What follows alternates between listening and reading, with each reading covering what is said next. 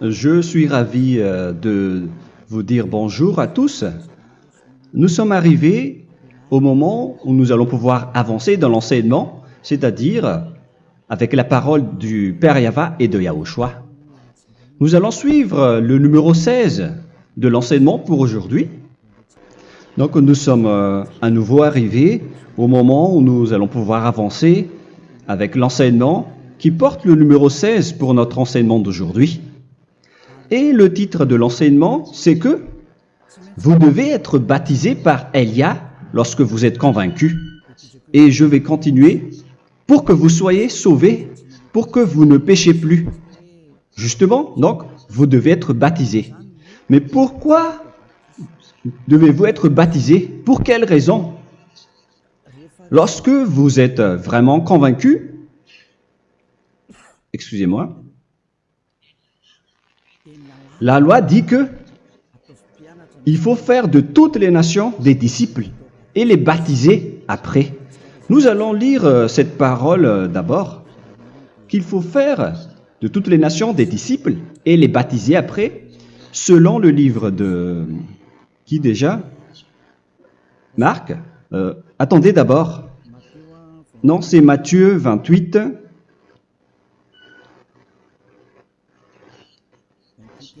« 28, versets 19 et 20.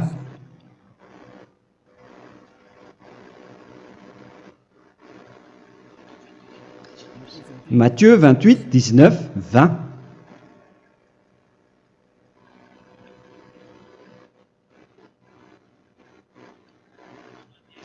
Allez, faites de toutes les nations des disciples. Ici, donc, il faut faire toutes les nations des disciples. Les baptisons au nom du Père, du Fils et du Saint-Esprit. Donc, à la fois, il faut les enseigner à observer tout ce que je vous ai prescrit. Donc, en enseignant une personne, c'est comme ce que Elia fait en ce moment. Après, donc, il faut baptiser cette personne qui est convaincue par l'enseignement. Donc, on ne doit pas baptiser une personne qui n'a jamais entendu cet enseignement. Voilà la première loi. Ce n'est pas logique de baptiser une personne qui ne connaisse rien de l'enseignement. Et après le baptême, l'enseignement continue encore, comme ce que Elia fait en ce moment. Il enseigne toujours, même les personnes baptisées. Donc, on continue toujours à enseigner. Mais le baptême est donc une loi, tout d'abord. Donc, une fois convaincu, vous devez être baptisé. Moi, je ne vais plus parler du sujet d'enseignement que vous connaissez déjà, parce que vous êtes déjà convaincu. Donc, si vous voulez être nettoyé, lavé de vos péchés, pour que vous ne péchez plus dans ce saint royaume où il y a Elia, alors vous devez être baptisé, car c'est une loi selon l'Acte des Apôtres 22:16. Pourquoi tardes-tu? Lève-toi, appelle son nom et sois baptisé. C'est dans Actes des Apôtres, chapitre 22, verset 16. Actes des Apôtres 22:16. Nous allons lire ensemble cette parole. Et maintenant, que tardes-tu? Lève-toi, sois baptisé et lavé de tes péchés en invoquant le nom de Dieu. Donc, une fois qu'une personne est convaincue de cet enseignement, comme vous qui m'écoutez en ce moment, la loi pour vous, c'est que vous devez invoquer son nom. C'est-à-dire que le nom est important pour répondre aux personnes qui disent que ce n'est pas le cas, en disant que si vous croyez, c'est suffisant. Sachez que c'est un enseignement du diable pour ceux qui disent cela. Au contraire, il faut invoquer son nom, car c'est celui qui invoque le nom de Yahva qui sera sauvé. On vous a déjà enseigné cela. Donc, il faut que vous vous levez, il faut invoquer son nom. Il ne faut plus attendre. Vous ne devez plus attendre ni hésiter. La loi vous dit, levez-vous. On vous dit aujourd'hui, on vous ordonne aujourd'hui de vous lever. N'hésitez plus. Et après, vous devez invoquer son nom en vous rapprochant du royaume de Yahushua, de l'église de Yahushua, d'appeler tous les responsables au téléphone, même pas au téléphone. Il faut directement assister à l'assemblée de Yahushua dans cet endroit, car il faut que tu te lèves et sois baptisé en invoquant son nom. Et c'est ici, à l'église de Yahushua, que vous devez invoquer son nom. Alors, c'est une loi, vous ne devez plus rester dans votre maison et il faut nous rejoindre maintenant. Soyez baptisés en Yahushua et non pas en Jésus, car les baptêmes que vous avez faits auparavant n'est pas le baptême en Yahushua. Donc, votre baptême n'est pas valable, n'existe pas du tout. Et votre baptême, au contraire, il est pire.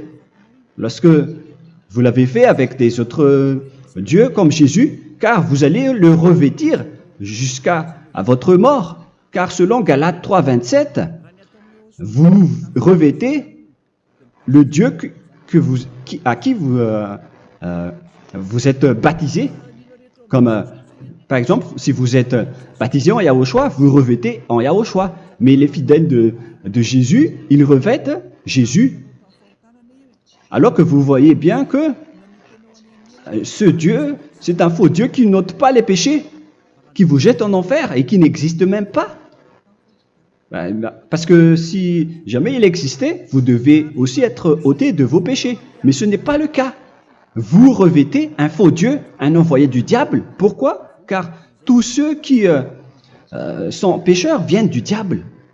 Nous allons donc lire la parole de Dieu à ce sujet dans Galates 3, 27 pour vous dire que c'est un faux baptême que vous avez fait. Donc si vous avez été baptisé en lui, alors vous allez être avec le diable jusqu'à la fin. C'est ce qui est pire avec votre baptême qu'il faut enlever et supprimer rapidement, car vous êtes avec le diable. Les pécheurs viennent du diable et ce faux Dieu, il vous rend toujours pécheur jusqu'à maintenant. Il vous encourage de rester pécheur non méritant. Ça vient d'où? Ça vient de qui? Ce faux Dieu-là, à ce sujet, ils viennent du diable, car les pécheurs viennent du diable. Ce faux Dieu qui n'existe même pas, ce n'est qu'un collaborateur du diable. C'est dans Galates 3, 27. Je vous donne la parole en vous disant qu'il faut fuir rapidement de cet endroit qui ne vous convient pas. Le dernier baptême, ce sera pour le 8 mars 2026 à Madagascar. Et après, il n'y aura plus de baptême ici. Galates 3, 27. Vous tous qui avez été baptisés en Yahushua, par exemple, alors vous avez revêtu Yahushua. Voilà la parole. Donc, si vous avez été baptisés en Jésus, alors vous revêtez Jésus. Comme avec votre dernier baptême, vous allez toujours revêtir celui-là. Et ce vêtement ne sera jamais ôté tant que vous ne vous rapprochez pas de Élia. C'est lui uniquement qui peut vous enlever de ce baptême, de ce Jésus qui vous rend pécheur. Un collaborateur du diable et qui vient du diable. C'est dans 1 Jean, pour vous dire, est-ce que vous pouvez toujours rester dans votre ancien baptême après tout ce schéma? 1 Jean, chapitre 3, verset 8.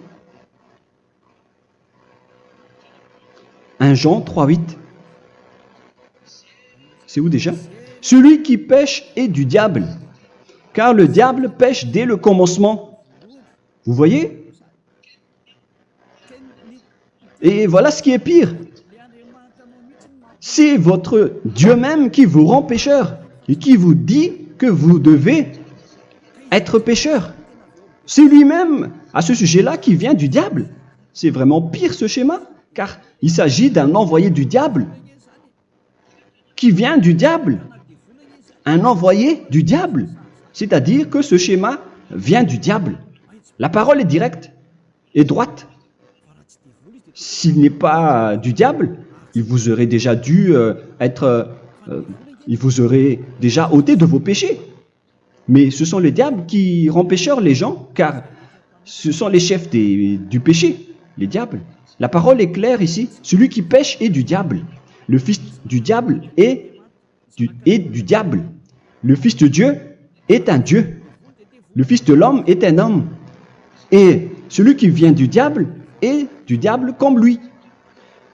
Lui, il vous a rendu pécheur pendant plus de 2000 ans. Il vous a jeté en enfer. C'est pourquoi on vous dit de quitter cet endroit et ce Jésus qui sera toujours collé à vous, à votre corps, qui est enterré dans votre peau. Vous ne serez jamais débarrassé de lui tant que vous ne vous rapprochez pas de Élia pour être baptisé en Yahushua, pour que ce sale vêtement venant du diable soit ôté de vous et qu'après vous allez être revêtu d'un nouveau vêtement qui est merveilleux, qui est Yahushua. Alors choisissez votre vêtement. Vous allez toujours être Jésus qui est déjà collé à vous, et une fois mort, vous irez en enfer, car il est déjà collé à vous. Soit vous l'enlevez directement à travers le baptême avec Élia. Le rendez-vous, c'est pour le 8 mars 2026. Vous allez être baptisé par Élia pour l'enlever, car ça n'existe pas du tout. C'est une tromperie pour vous. Ce n'est même pas un baptême. C'était le fait de faire entrer du diable à l'intérieur de vous. Si vous voulez être libéré de cela, vous devez vous rapprocher de Élia à travers le baptême pour que la parole soit bien placée dans Actes des Apôtres 22:16. Revoyons cette parole. Actes des Apôtres 22, quel verset déjà? 22:16. Voilà. Et maintenant, que tardes-tu? Lève-toi. Voilà l'ordre pour vous. Lève-toi, ne tarde plus. En invoquant son nom. C'est un ordre. Invoque son nom. Et sois baptisé et lavé de tes péchés. Car celui qui t'a rendu pécheur, c'est Jésus ou Jesus. Alors si tu ne veux plus pécher, alors enlève Jésus ou Jesus de toi avec le vêtement que tu as reçu lors de ton baptême avec lui. Il faut l'enlever, sinon tu ne seras jamais sauvé, épargné, car c'est déjà devenu un vêtement collé à ton corps. La seule solution pour toi, c'est de te rapprocher de Élia pour être ôté de tes péchés, car la loi est claire ici. Tu vas être lavé de tes péchés. Et c'est ici, dans cet endroit où il y a Élia, qu'il y a l'ôtement du péché. Pourquoi vous êtes ôté de vos péchés? Pour quelle raison? D'abord, vous êtes déjà lavé à travers le baptême. On vous nettoie. Et une fois nettoyé, une fois lavé, qu'est-ce qui se passe à ce moment-là? Pour que les gens ne pêchent plus en vrai. Car toutes les personnes qui sont baptisées en Yahushua revêtent Yahushua. Vous êtes mariés à Yahushua. Et c'est à travers ce baptême, après votre baptême, c'est à partir de là, après avoir suivi toutes ces lois, car le baptême c'est une loi. Lorsque vous êtes convaincu, après avoir écouté l'enseignement, vous décidez de quitter le faux Dieu qui vous rend pécheur. Alors, vous êtes baptisé, vous allez revêtir Yahushua pour quitter le faux Dieu qui vous rend pécheur. Donc, après le baptême en Yahushua, vous revêtez Yahushua. Vous avez été lavé, vous êtes bien propre et pur. Vous êtes sorti comme une personne originale qui est merveilleux, très merveilleux devant le Dieu d'Abraham. Vous êtes complètement purifié jusqu'à votre fond de conscience à travers ce baptême venant du sang de Yahushua qui vous nettoie jusqu'au fond de toutes vos pensées, car le baptême marque la mort de Yahushua. Yahushua est mort pour vous verser son sang pour vous. Tout cela confirme votre relation avec Yahushua, car le baptême vous dit que vous êtes mort ensemble avec Yahushua et vous êtes ressuscité ensemble avec Yahushua. Vous avez été enterré avec lui et vous avez été ressuscité avec lui dans la vie éternelle. Voilà la vie avec Yahushua et le baptême avec Yahushua. C'est pour montrer la bonté de Yahushua pour chacun de vous concernant cette merveille. Voilà le baptême, c'est la mort avec Yahushua. C'est pourquoi je vous ai dit, en même temps, c'est la mort pour vous et c'est aussi votre purification. C'est dans Romains, chapitre 6, verset 4. Nous avons donc été ensevelis avec lui par le baptême en sa mort, afin que, comme Yahushua est ressuscité des morts par la gloire du Père, de même, nous aussi, nous marchions en nouveauté de vie. Donc, on était morts avec Yahushua à travers le baptême, et c'est après aussi que nous avons été ressuscités vers la nouvelle vie. Verset 5. En effet, si nous sommes devenus une même plante avec lui par la conformité à sa mort, nous le serons aussi par la conformité à la résurrection. Nous voyons bien ici que nous étions morts ensemble avec Yahushua à travers le baptême. Nous étions morts ensemble avec lui. C'est clair ici. On parle ici du sujet du baptême. Nous avons donc été ensevelis avec lui par le baptême en sa mort, mais pas avec autre chose. C'est clair alors à travers cette parole que c'est à travers ce baptême que nous allons avoir la même geste que Yahushua. Donc si vous voulez être ôté de vos péchés, vous devez entrer dans le baptême. Et une fois baptisé, la personne est intégrée directement au ciel des cieux. Mais il y a des étapes à suivre avant d'arriver là-bas, hein, ce que je suis en train de vous enseigner en ce moment, car l'objectif du baptême, avec la mort et la résurrection, et l'enterrement, après la fin de votre chemin, c'est le ciel des cieux. Et on parle de vous en tant que vivant. C'est dans Éphésiens chapitre 2, verset 6. Éphésiens 2, 6. Et il nous a ressuscités ensemble, c'est-à-dire ressuscités avec Yahushua après le baptême, et nous a fait asseoir ensemble dans les lieux célestes en Yahushua, c'est-à-dire au ciel des cieux. Voilà donc les avantages des personnes baptisées en Yahushua, ceux qui ne pêchent plus. Et l'objectif, les excuses, l'objectif, c'est d'accomplir la parole de Yahushua qui a dit « Ne péchez plus ». C'est ça l'objectif du baptême. Le baptême, c'est que vous n'allez plus jamais pécher. Selon la parole de Yahushua, qui se trouve où déjà? C'est dans Jean chapitre 8, verset 11. Jean 8, 11. Excusez-moi. Elle répondit, « Non, Seigneur. » Et Yahushua lui dit, « Je ne te condamne pas non plus. Va et désormais ne pêche plus. » Donc l'objectif de votre mort et de votre résurrection avec Yahushua, c'est d'arriver dans cet endroit où vous ne péchez plus. C'est la loi de Yahushua, la loi de la perfection que vous devez suivre. La finalité, c'est que vous ne devez plus pécher. C'est une loi incontestable, car c'est la justice en Yahushua. Il ne faut plus jamais pécher. Et c'est vraiment la vérité. Et il a même confirmé cette parole 2 fois, à 2 reprises, selon aussi Jean 5, 14, que nous allons lire également. Il a répété cette parole 2 fois. Depuis, Yahushua le trouva dans le temple et lui dit, « Voici, tu as été guéri. Ne pêche plus. » Excusez-moi. Ne pêche plus, de peur qu'il ne t'arrive quelque chose de pire.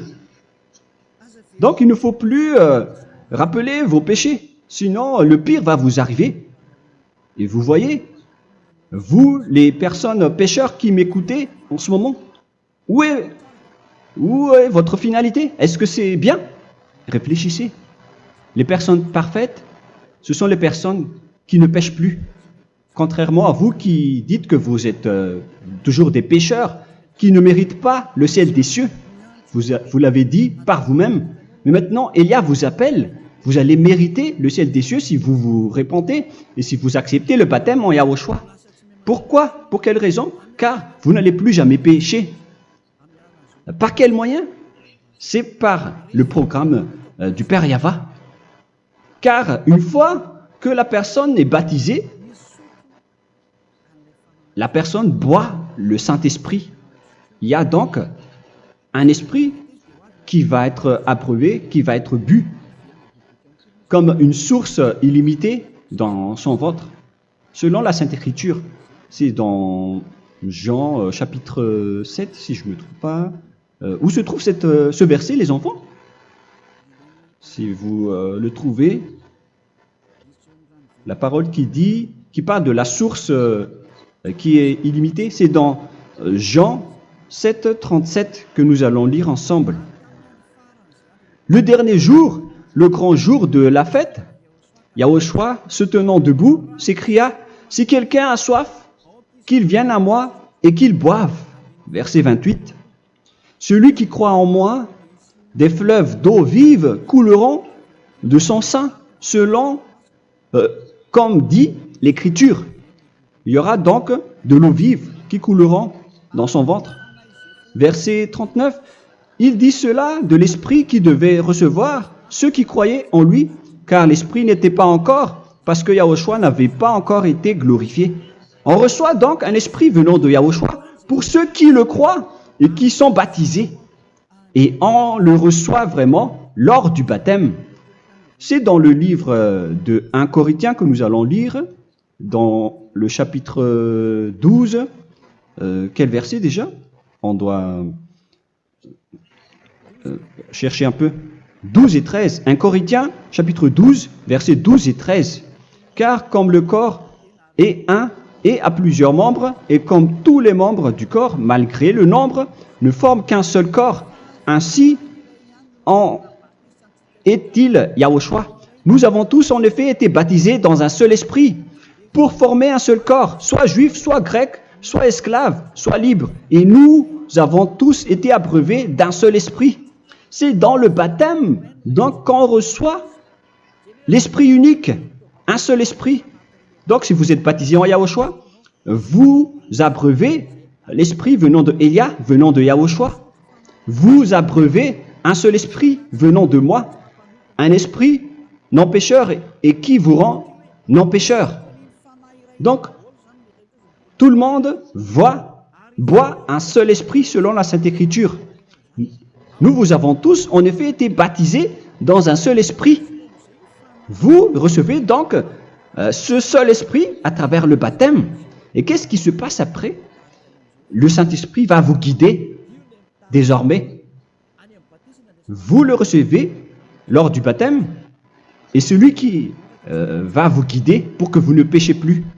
C'est dans Jean, quel chapitre déjà? Je ne me souviens plus. C'est dans le chapitre 14, peut-être. 14, 23.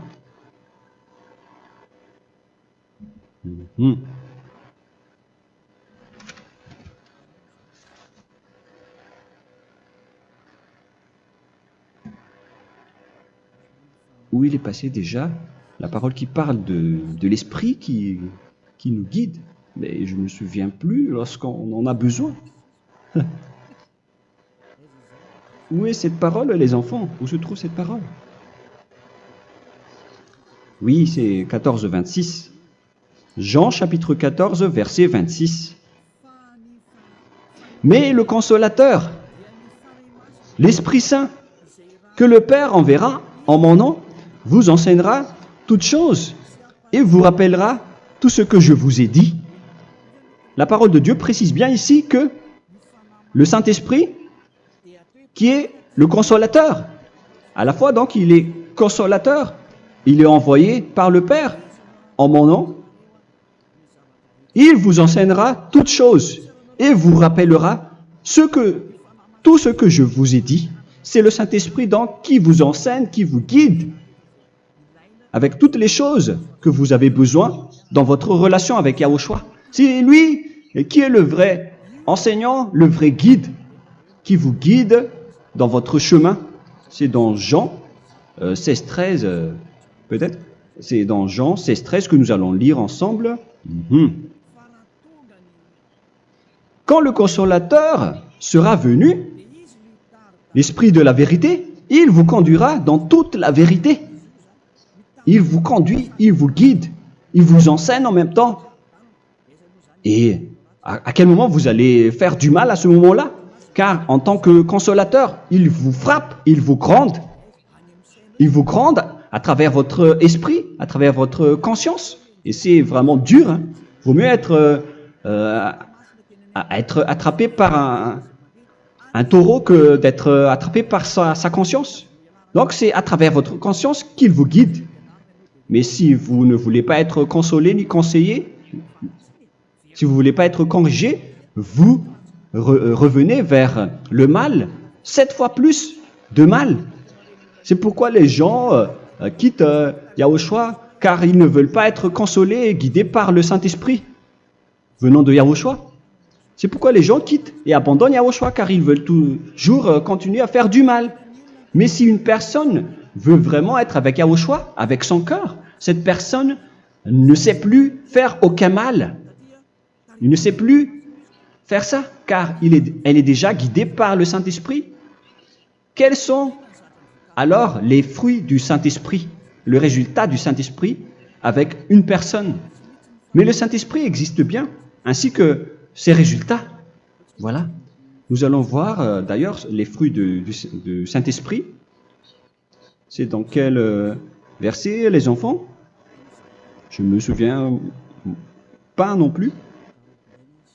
Je vais également donc la rechercher. Nous allons voir un peu les fruits du Saint-Esprit que je vais rechercher rapidement et rechercher un peu. Celui ou celle qui le voit en premier, vous me le dites directement la réponse.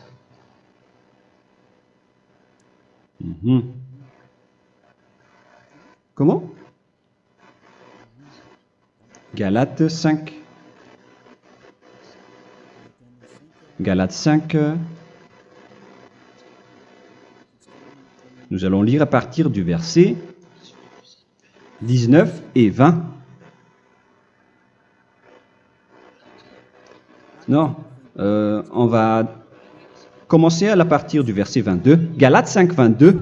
Mais le fruit de l'esprit, c'est l'amour, la joie, la paix, la patience, la bonté, la bénignité, la fidélité. Vous voyez?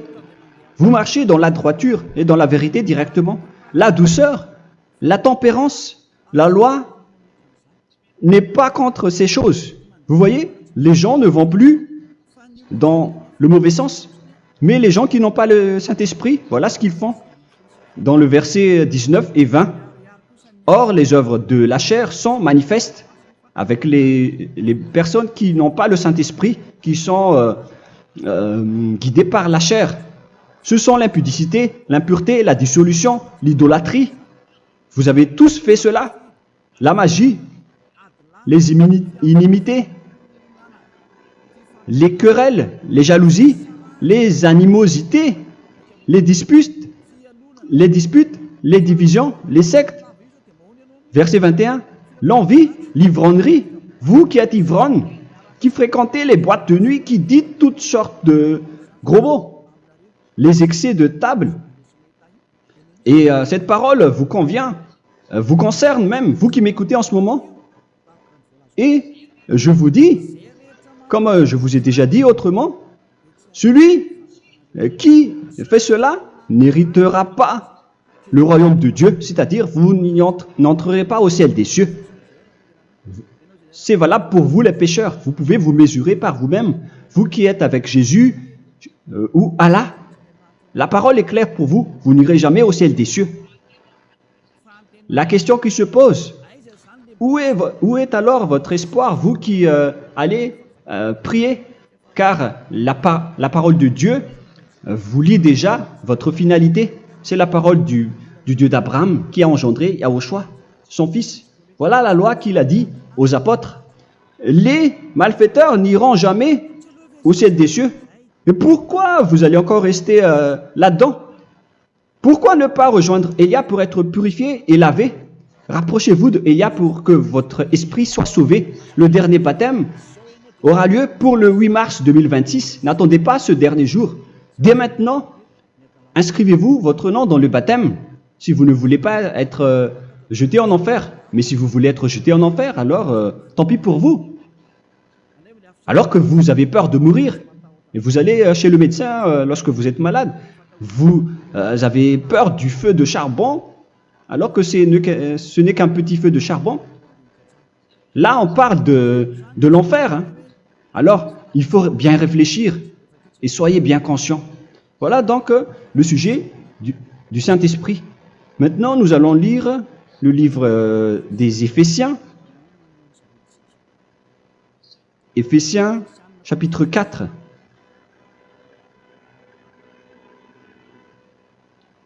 À partir de quel verset?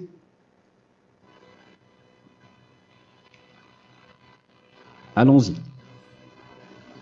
Je dois relire un peu car il y a plusieurs paroles ici. Moi, je vais vous sortir la parole qui dit que les personnes en Yahushua ne font plus aucun mal. Ah, où il est passé déjà? Ah, je l'ai perdu. Attendez d'abord. Donc, Éphésiens.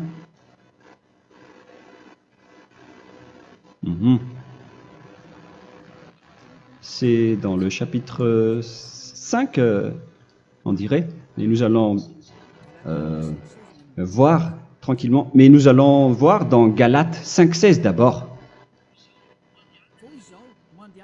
Je dis donc, marchez selon l'esprit, et vous n'accomplirez plus les désirs de la chair.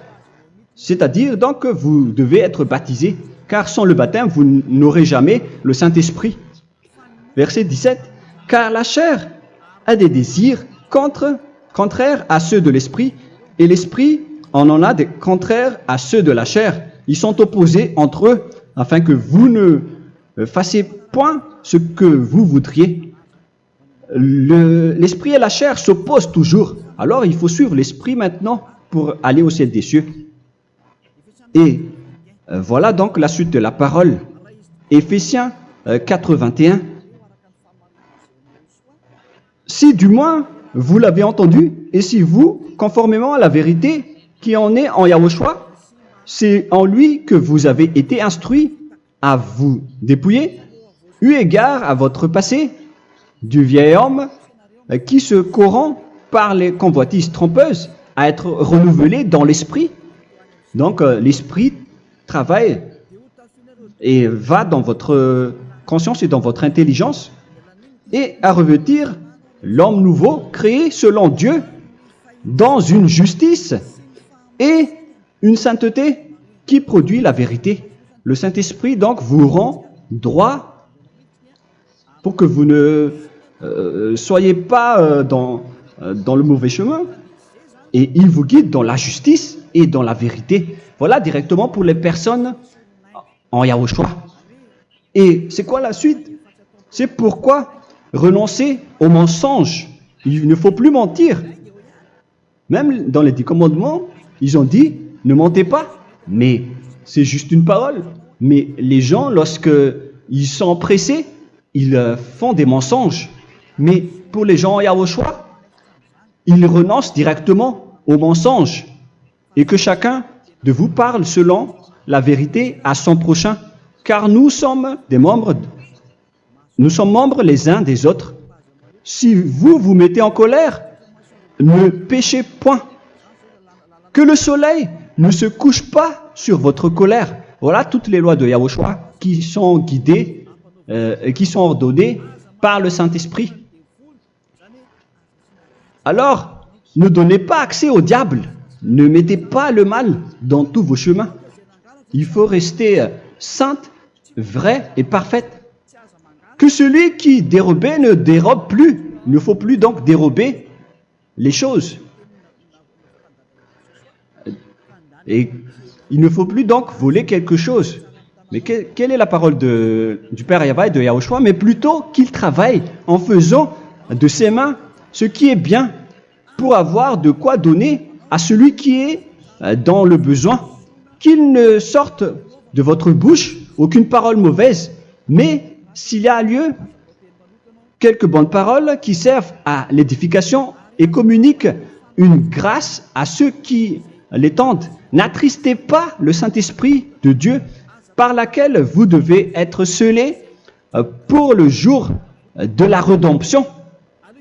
Il faut toujours laisser le Saint-Esprit vous guider. Ne l'attristez pas, sinon vous n'allez pas avoir la selle. À la fin des temps, à l'époque de Gog, on va vous donner le Saint-Esprit pour que vous soyez scellés. Donc c'est maintenant que vous devez déjà rendre content Yahushua. Ne laissez pas de mauvaises traces dans votre chemin et ramenez l'amour de Yahushua vers chacun de vous pour que vous soyez pour que vous seriez scellés pour avoir le Saint-Esprit que vous avez vraiment besoin pour le dernier combat dans les fins des temps. Que toute amertume et toute animosité, toute colère, toute clameur, toute calomnie, il ne faut pas retenir et garder la colère, toute calmeur, toute calomnie et toute espèce de méchanceté, tout ce qui est rancune, ni rancœur. Il faut arrêter tout cela. Mais c'est différent de gronder une personne. On parle ici des personnes qui est en colère sans raison. Mais lorsque vous grondez, vous n'allez pas dire à votre enfant « Mon enfant, ne faites pas ceci, ne faites pas cela ». Au contraire, si vous faites cela, votre enfant va danser devant vous. Donc, voilà ce que je veux vous dire. Il faut que vous enlevez toute calomnie et toute espèce de méchanceté. Voilà donc les lois de Yahushua qui sont sorties à travers le Saint-Esprit. Moi, je vous donne des échantillons, mais ce n'est pas au complet. Hein. La loi de Yahushua sont illimitées à travers le Saint-Esprit en fonction des circonstances et de la situation pour que vous n'attristez pas le Père Yahva et le Yahushua. Que toute amertume, verset 32, soyez donc bons les uns envers les autres, Éphésiens 4, 32. Compatissant, vous pardonnant réciproquement. Donc, il faut que vous pardonnez votre ami si jamais il y a eu un petit problème. Laissez ça de côté. Il faut que vous vous pardonnez, mais il ne faut pas que vous allez recommettre des péchés après. Hein. En Yahushua, lorsque vous vous pardonnez, après il n'y a aucune rancune, comme lorsque Yahushua vous a pardonné. Mais ce n'est pas que vous allez encore revenir dans le péché. Non, non, non. C'est dans Hébreux 10, 26 qui parle des péchés volontaires. Hébreux.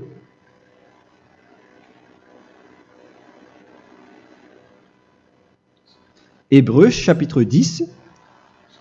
C'est bien ça, hein? Pour ceux qui s'en souviennent. Voilà, versets 26 et 27. Hébreux 10, 26, 27. Car si nous péchons volontairement, après avoir reçu la connaissance de la vérité, c'est-à-dire une personne baptisée en Yahushua, qui a été sanctifiée, rendue sainte, il ne reste plus de sacrifice pour les péchés, mais une attente terrible du jugement et l'ardeur du feu qui dévorera les rebelles. Donc, vous qui parlez que vous devez toujours commettre des péchés, voilà ce qui vous attend, parce que vous péchez volontairement. Donc, si vous péchez volontairement, alors une attente terrible du jugement et l'ardeur d'un feu va vous dévorer. Vous allez affronter la colère et le jugement avec un ardeur de colère d'un feu qui va vous dévorer. En tant que rebelle, on va vous détruire vous les ennemis, vous qui péchez volontairement. Est-ce que vous n'êtes pas encore conscient après cette parole? Vaut mieux être baptisé en Yahushua avec Elia, et après vous n'allez plus jamais pécher. Alors à vous de réfléchir, car on vous a trompé auparavant jusqu'à maintenant. On va revenir à la parole de tout à l'heure. Donc que chacun pardonne son ami et pardonnez-vous comme ce que Yahushua vous a pardonné. Voilà donc les personnes en Yahushua ne pêchent plus. Nous allons donc continuer avec le verset 5. Éphésiens chapitre 5 plutôt. Je vais encore continuer car j'ai besoin que vous l'écoutez. Éphésiens chapitre 5 verset 1. Devenez donc les imitateurs de Dieu comme des enfants bien-aimés et marchez dans la charité.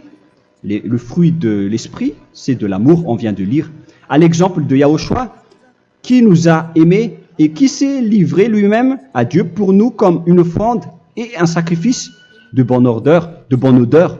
Verset 3. Regardez ces lois. Que l'impudicité, qu'aucune espèce d'impureté et que la cubicité ne soit même pas nommée parmi vous, ainsi qu'il convient à des saints. C'est bien clair alors ici qu'il ne faut pas faire l'impudicité ou parler de tout ce qui est adultère, impudicité, qu'aucune espèce d'impureté, tout ce qui est impur, l'abomination, la profanation et tout ce qui parle autour de ce sujet, n'en parlez jamais. Et que la cupidité ne soit pas nommée parmi vous, ainsi qu'il convient à des saints, y compris l'impudicité, l'abomination. Même juste en parler, ce n'est pas autorisé. Vous voyez que c'est vraiment différent. Lorsqu'on est en Yahushua, la cupidité, c'est-à-dire parler dans le dos des autres, qu'on n'entende ni parole de déshonnêteté, ni des propos insensés, ni des plaisanteries, choses qui sont contraires à la bienséance, qu'on entende plutôt des actions de grâce, car sachez qu'aucune impudique ou impure ou cupide, c'est-à-dire idolâtre, n'a d'héritage dans le royaume de Yahushua et de Dieu. C'est-à-dire, il ne faut pas s'allier avec les malfaiteurs. Les enfants du mal, ne vous alliez pas avec eux. N'acceptez pas ce qu'ils font. Ne collaborez pas avec eux. Ne cachez pas le mal qu'ils font. Car sinon, directement, votre sainteté va être détruite. La parole est claire. Ne vous alliez pas avec ces derniers, car vous allez être le fils du mal, qui n'est pas dans la vérité. Verset 8. Autrefois, vous étiez ténèbres, et maintenant, vous êtes lumière dans Yahushua. Marchez comme des enfants de lumière, car le fruit de la lumière consiste en toutes sortes de bonté, de justice et de vérité. Voilà, lorsqu'on est avec le Saint-Esprit, on est toujours dans la lumière, dans la bonté et dans la justice. Il faut que vous pensiez à la volonté de Yahushua, à ce qui est agréable à Yahushua. Verset 11. Et ne prenez point part aux œuvres infructueuses des ténèbres, mais plutôt condamnez-les. Ne faites pas l'alliance avec le diable. Ne faites pas l'amitié du diable. Ne faites pas des complots ou des compromis avec le mal pour les cacher. Alors, il faut plutôt les condamner, car il est honteux de dire qu'ils font en secret. Mais tout ce qui est condamné est manifesté par la lumière, car tout ce qui est manifesté est lumière. C'est pourquoi il y a la comparaison dans le Nouveau Testament pour dire, il faut que vous réveillez de votre sommeil pour que Yahushua vous illumine. Verset 14. C'est pour cela qu'il est dit, réveille-toi, toi qui dors, relève-toi d'entre les morts. Prenez donc garde de vous conduire avec circonspection. Si vous suivez donc le Saint-Esprit, vous ne faites plus aucun mal. Alors, il faut en profiter de faire du bien. Ne faites plus le fou. Et connaissez la volonté de Yahushua. Ne vous envrez pas de vin. Ce n'est plus bien de faire cela. C'est de la débauche. Soyez au contraire l'empris de l'esprit. Entraînez-vous par des psaumes et des hymnes et par des cantiques spirituels, chantant et célébrant tout votre cœur les louanges de Yahushua. Rendez continuellement grâce à toutes choses à Dieu Père au nom de notre Seigneur Yahushua. Voilà, c'est suffisant. Je viens de vous donner les lois de la Nouvelle Alliance qui n'est pas du tout associée aux 10 commandements. Ça n'a rien à voir avec les 10 commandements. Si vous avez bien écouté, j'ai dit des choses complètement différentes qui ne se trouvent pas dans les 10 commandements. Notamment le baptême, ça n'existe pas là-bas. Et donc, c'est après le baptême que vous allez abreuver le Saint-Esprit et après vous n'allez plus faire aucun mal. Nous remercions infiniment Yahushua à travers cette parole. Je suis sûr que vous êtes contents pour aller dans cet endroit où personne ne pêche plus. Alors approchez-vous de Élia, qui est l'envoyé du Père Yahva et de Yahushua. Une fois que vous suivez Élia, vous n'allez plus jamais pécher, car vous allez être avec Yahushua. C'est seulement dans ce saint royaume où il y a Ziadia Elia qu'il y a des personnes qui ne pêchent plus sur cette planète Terre. Mais les autres ne sont que des pécheurs et il y a même des voleurs et des imposteurs. Je vous souhaite le meilleur pour que vous allez inscrire votre nom dans le baptême. Inscrivez votre nom car le temps presse, le moment est proche. Il ne reste plus que environ 170 jours. Bientôt, nous allons entrer dans les 160 derniers jours, et après 150, et après 100. Il ne restera plus que 100 jours. Alors, faites le maximum d'efforts. N'attendez pas le dernier moment pour inscrire votre nom. Parce que si vous mourrez avant, qu'est-ce qui va vous arriver? Vous ne savez rien de ce qui va vous arriver avec votre esprit. C'est le diable qui vous encourage à faire du mal. Il ne veut pas que votre esprit soit sauvé, mais moi je vous dis, sauvez votre âme, n'acceptez plus. Suivez Yahushua à travers Élia qu'il a envoyé parmi vous. On m'a envoyé pour vous sauver. Alors, rapprochez-vous de lui maintenant. N'ayez plus peur de personne. Sauvez votre esprit, car les humains sont comme vous. Ils ne vous sauvent pas, ils ne peuvent pas vous sauver. Mais sachez que votre esprit va être jugé. Et sachez aussi que vous ne pouvez pas vous battre avec le Dieu d'Abraham. Alors sauvez votre esprit, rapprochez-vous de Élia, nous irons en Yahushua, car c'est à travers moi que vous pouvez l'approcher. Prions ensemble. Merci infiniment, Père Yahva, pour toutes ces paroles. C'est vraiment du salut, de la miséricorde et de la vie éternelle.